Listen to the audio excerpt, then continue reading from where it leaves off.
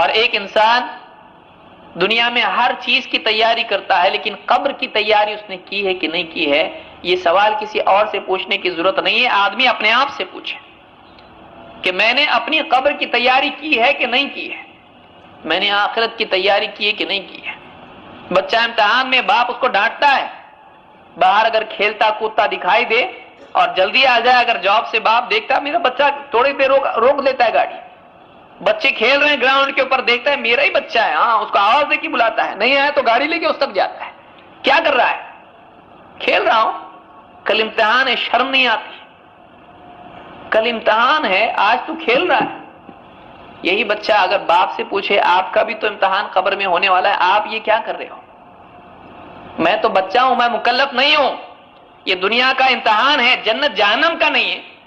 تم دنیا کے امتحان میں میرے بارے میں اتنی زیادہ فکر مند ہو، تم اپنے امتحان کے بارے میں سوچ رہے، وہ باپ خود اپنے بارے میں سوچے کہ میرا جنت اور جہنم کا امتحان ہے جس میں میں آج ہوں، اس وقت میں میرا امتحان جاری ہے، آخری سانس تک چل رہا ہے، اور مجھ سے پوچھا جائے گا میں نے اس امتحان کی کیا تیاری کی ہے۔ ہر آدمی اپنے بارے میں سوچے، ہر آدمی غور کرے۔ یہ آدمی دوسروں کے بارے میں سوچتا ہے، چھوٹی چیزوں کے بارے میں سوچتا ہے، اپنے بارے میں بڑی چیزوں کے بارے میں آدمی نہیں سوچتا، کتنا بڑا المیہ انسانیت کا ہے۔ اس لیے کامیاب انسان وہ ہے جو اپنی زندگی کے فانی ختم ہونے والے ہونے کو سمجھے اور اپنے ملنے والے ہر لمحے کو قیمتی سمجھے۔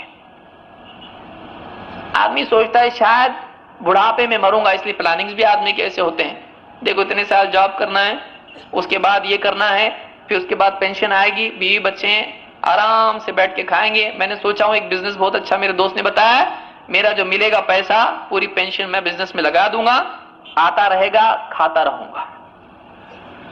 بچی ہے، اس کا نکاح ہے، بیٹا ہے، اس کا ایجوکیشن ہے، اس کی بھی سیٹنگ کر دیا۔ آدمی کتنا دور تک سوچتا ہے، لیکن معلوم نہیں رات میں کروٹ بدلنے کی بھی نوبت آئے گی کہ نہیں آئے گی، معلوم نہیں آخری سانس کب ہو۔ کتنا انسان سوچتا ہے دنیا کے بارے میں، حالانکہ اگر اس سے پوچھا جائے بھائی دنیا میں کتنا رہنے والے، دنیا میں کوئی بھروسہ نہیں موت کا، اور اس کے سامنے لوگ ایک ایک کر کے جاتے رہتے ہیں۔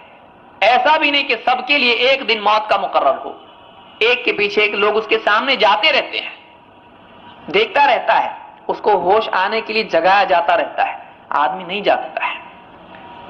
جو دوسرے کی موت دیکھ کر نہیں جاگے، وہ اپنی موت کے بعد جاگے گا ایک ایسی دنیا میں جس میں کچھ نہیں کر سکتا ہے، اور ہڑبڑا کے جب اٹھے گا دیکھے گا، اس سے پوچھا جائے گا من ربک، اس کے بعد اس کا احساس اس کو ہوگا کہ میں نے تو تیاری اس کی نہیں، اس کے بارے میں نے کچھ کیا نہیں۔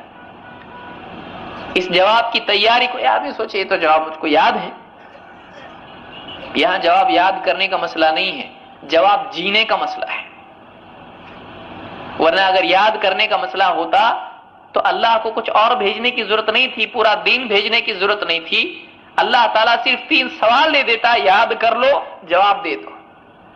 یہ یاد کرنے کا مسئلہ نہیں ہے، ان 3 سوالات کی تیاری اس کو حافظے میں بٹھانے کے اعتبار سے نہیں ہے کہ بس یاد کر لیا اور تیاری ہو گئی۔ یہ پریکٹیکل سوال ہیں کہ ان سوالات کو آدمی جانے، ان کو تسلیم کرے اور اپنی زندگی کو ان سوالات کے مطابق ڈھالے، تب جا کر وہ آدمی جواب دے پائے گا۔ اس لیے کہ قبر کے بارے میں اس بات کو یاد رکھیں، قبر کے جوابات ہمارے بس میں نہیں ہیں۔ بہت سارے لوگوں کی غلط فہمی ہوگی، میں تو دے دوں گا، مجھ کو سب معلوم ہے، دھوکہ ہی ہے۔ قبر کا جواب، جو سوالات پوچھے جاتے ہیں، اس کا جواب ہمارے بس میں نہیں ہے۔ اس کا جو جواب ہے وہ اللہ کی توفیق کے بغیر آدمی نہیں دے سکتا ہے۔ اسی لیے قرآن کریم میں اللہ تعالیٰ فرماتا ہے سورہ ابراہیم میں، یثبت اللہ الذین آمنوا بالقول الثابت فی الحیاۃ الدنیا وفی الآخرہ ویضل اللہ الظالمین ویفعل اللہ ما یشاء، کہ اللہ تعالیٰ جماتا ہے، یثبت اللہ، ثبتا ثابت قدم رکھنا، جمانا خود جم سکتا ہے نہیں، یثبت اللہ الذین آمنوا، اللہ تعالیٰ ایمان والوں کو جماتا ہے، بالقول الثابت، ایک مضبوط بات پر، ایک مضبوط قول کے ذریعے لا الہ الا اللہ محمد رسول اللہ جو کلمہ پڑھتا ہے، اس کے ذریعے سے اللہ تعالیٰ جماتا ہے ایمان والوں کو، کہاں؟ فی الحیات الدنیا و فی الآخرہ، دنیا کی زندگی میں بھی اور آخرت میں بھی، دنیا میں بھی اور آخرت میں بھی۔ تو اللہ کی توفیق کے بغیر کوئی اس امتحان میں جم نہیں سکتا ہے۔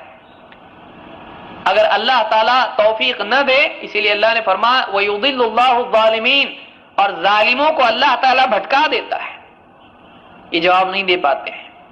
کوئی یہ سمجھ لے کہ کسی بھی طرح سے زندگی جی لو، دنیا کی زندگی اللہ کے حکموں کو توڑ کر جیتے رہے، جو اللہ کے نزدیک ظالم تھے، چاہے وہ ظلم عقیدے کے اعتبار سے ہو کہ اللہ کے ساتھ شرک کیا یا انکار کیا، یا منافق تھے کہ بظاہر اللہ کو تسلیم کیا، رسول کو تسلیم کیا، لیکن حقیقت میں وہ مسلم نہیں تھے، اللہ تعالیٰ قبر میں جانے کے بعد ایسے لوگوں کو بھٹکا دے گا۔ اگر وہ چاہیں گے بھی تو وہ جواب نہیں دے پائیں گے۔